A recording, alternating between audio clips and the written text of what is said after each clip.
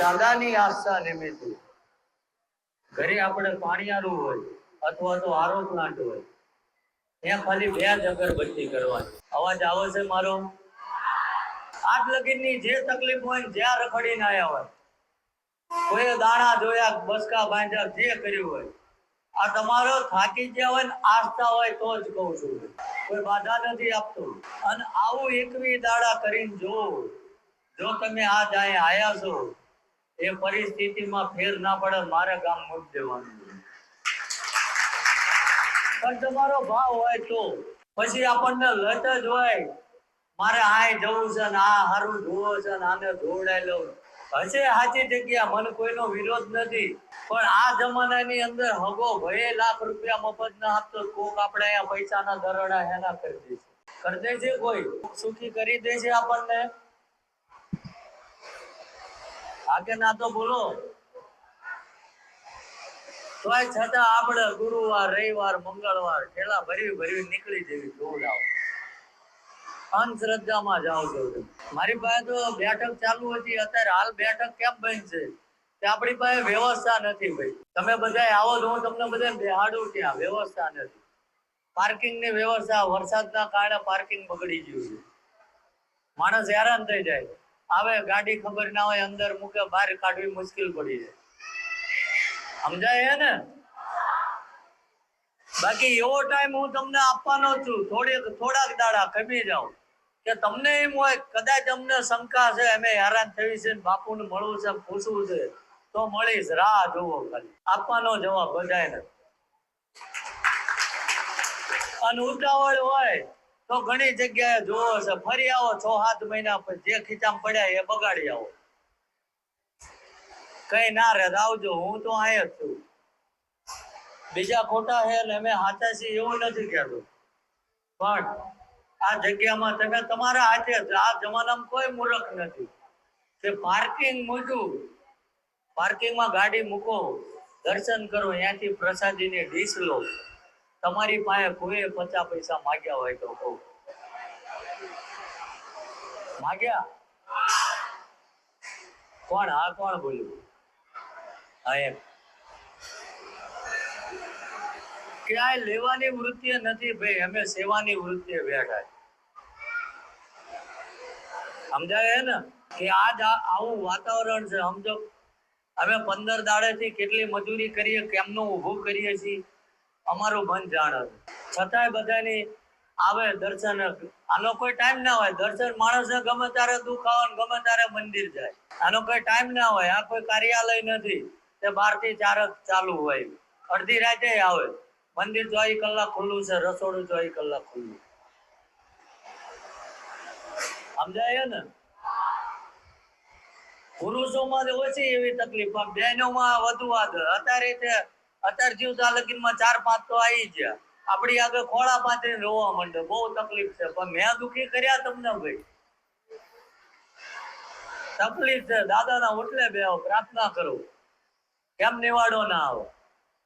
હું કોઈ જાદુ મંદિર જાણતો જ નથી ભાઈ. અને હું ચમત્કારી હોય તો અહીંથી 70 કિલોમીટર નોકરી હું કામ જતો? વસ્તુ એ સ્વાભાવિક છે ને. આ ગાડી લઈને આવું જવું હું કામ? અલોપ થઈને ઘરેથી આય આવું, અહીંથી અલોપ થઈને ઘેર જતો, જે શક્ય જ નથી. તમે બધી એ મગજમાં એ ગ્રંથિ લઈને આવો કે કઈક એવો ચમત્કાર થઈ જાય. હા, ચમત્કાર થાય ક્યારે? જ્યારે આપણી ભાવના ઈશ્વર હારે પહોંચી જાય તારે, બાકી ના થાય. હું નથી માનતો થાય. આજે હું માનું છું તમારી ગાડી બગડી ગયેલી છે, મગજમાં બે એટલે ઉદાહરણ આપું તો તમારે આગળ જવાનું, તો હું આમ વાયે ધક્કો મારું, ગાડી આગળ જશે પાછી જશે.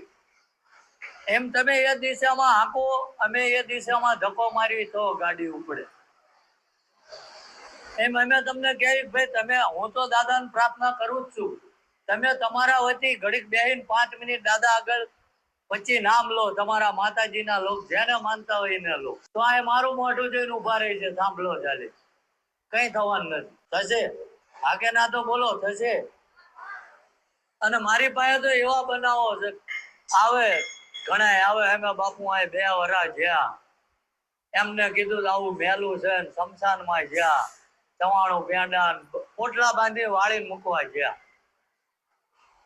અને મારે ઘણા ગામમાં હું કાર્યક્રમમાં જોઉં છું, ગામના ઝાપામાં પડ્યા હોય, શમશાનની દિશા આવતી હોય ત્યાં પડ્યા હોય, પણ બાપો ખાવા આવે છે ત્યાં આગળ. એ મને કહો, આજ ગમે એવું ભૂત પલિત હોય, કોઈ એક વ્યક્તિ એવું મને સાબિત બતાવો કે એને એ પોટલું એ બસકું શમશાનમાં 4 રસ્તાએ મૂક્યું, એમાંથી ભૂતે નાસ્તો કર્યો, એવું મને બતાવો છે તો કઈ દિશામાં જાઓ છો? માત્ર ને માત્ર આપણી લાગણી. ઈશ્વર ક્યારેય આપણી પ્રસાદીનો ભૂખ્યો નથી, આ લખી રાખજો. એ આપણા ભાવનો ભૂખ્યો છે. તમે ઘણા મંદિર જ્યાં છો, મને કોઈનો વિરોધ નથી, પણ મંદિરની આજુબાજુમાં, મંદિરના ઉમરા લગી એને લગતી વસ્તુ વેચાતી હશે. અહીં છે કોઈ તમને પગ ઝાલીને આવ્યું? નાળિયેર લેતા જાઓ, ચૂંદડી લેતા જાઓ, ફલાણું લેતા જાઓ, આવ્યું? કોઈ બેઠું છે ઓટલા ઉપર બેઠું છે? લાવો ચાંદલો કરી દઉં, 10 રૂપિયા મુકતા દેજો છે. છતાંય આપણને જો જ્ઞાન ના આવે તો આપણી જેવા મૂર્ખ નહીં દુનિયામાં. એવી એક તો સિસ્ટમ બતાવો કે જેમાં અમારે તમારી પાસે કંઈક લેવું છે, એવી એક સિસ્ટમ બતાવો. છે પૈસા કમાવાની છે સિસ્ટમ, તો અહીં આગળ જ અમારી 2-4 દુકાનો ઉતારી દેવી અને તલવારીઓ, સાફાન, પાકડીઓ, આન તેન, પેંડા તમે જોખ્યા હોય એ પેંડા બધું મારી દુકાન હોય, તમે ધરાવો ને એ દુકાનમાં પાછું જાય. વગર મૂડીનો ધંધો હે. ઓલ ઓવર ગુજરાત તો ઠીક, ઓલ ઓવર વર્લ્ડમાં એક એવો પુરાવો લાવો કે બાપુ અમારા અહીંયા હારા કામમાં અથવા કોઈ પણ કામે અમારું કારણ કાઢવા આયા અને ડીઝલ ના 5 રૂપિયા લીધા, એવું માથું ઉતારી ભોળાનાથના પગમાં નાખ્યું છે. આ આવવા વાળો કોઈ એવું કહી દે કે અમારું આ દુઃખ મટાડ્યું બાપુએ, અમારી પાસે આ વ્યવહાર કરાવરાયો. એક વ્યક્તિ લાવો કે ગમે એવી તકલીફ હશે ને તો અમે એવું કીધું તમારું ઘર છે, આ અઠવાડિયું રોકાવો, અમને કોઈ તકલીફ નથી. આવું કર્યું છે સમજાય. છતાંય બધે રખડવું હોય તો રખડો, મારા બાપાનું હું જવાનું. હા, અમાર નોકરી ધંધા ચાલુ જ છે, અમારે કઈ રોટલે વાંધા નહીં આવો, દાદાની દયા.